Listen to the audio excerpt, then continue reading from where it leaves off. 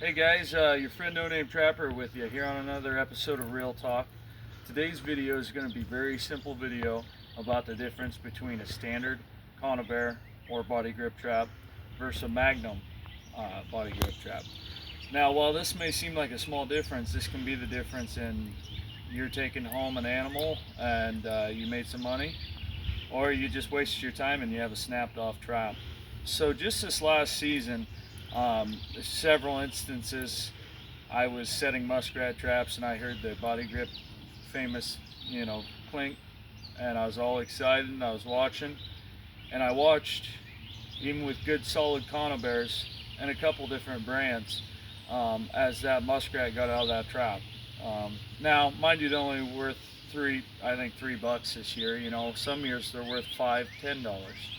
Okay, so when watching that scenario almost made me sick, and it made me rethink the way I do things.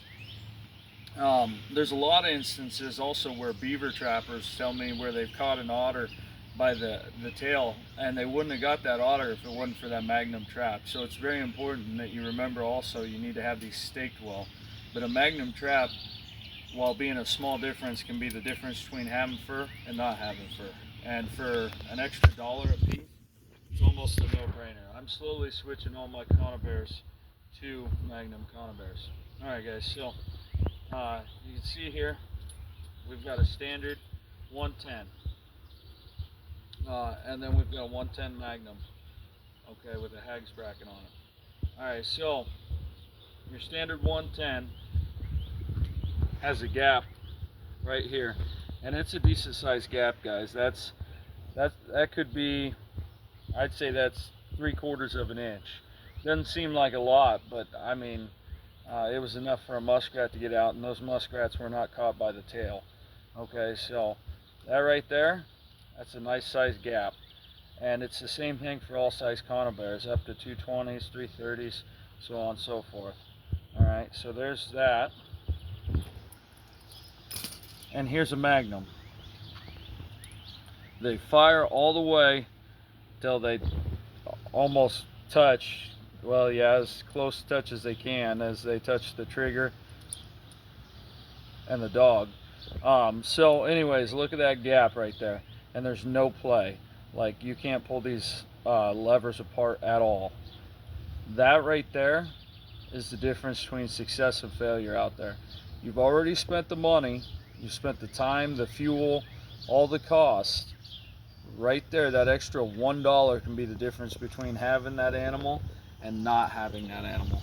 So guys, I highly stress, and in the future I'm slowly cycling Magnum Conibears into my trap line. Now, I'm not saying go sell off everything you got, but something to think about in the future. When $1's the difference between bringing that animal home and not, I want to take that. I'll spend that extra dollar every time. We're already spending hundreds of thousands of dollars being out there sometimes, and I want that animal home with me. Another, for instance, beaver right now they're going about $20, right? So you get there, you've got a dry fire, and you've got no beaver. Essentially, what happened, a lot of times these Conibears are snapping these animals. They're giving that snap effect, right? But it's not killing the animals. They're not actually designed to kill every time they fire off. They're called a body grip trap for a reason. Okay, so we need to make sure that if we have these traps fire, that they fire all the way closed, and that we've got them staked down so that $20 beaver can come home with us. Essentially, at that point, it's a drowning set. And on land, it's the same concept. You need to have that Conibear staked down, but you should probably, I recommend running Magnums. I'm, not speaking for your trap line, I'm just giving you advice from mine.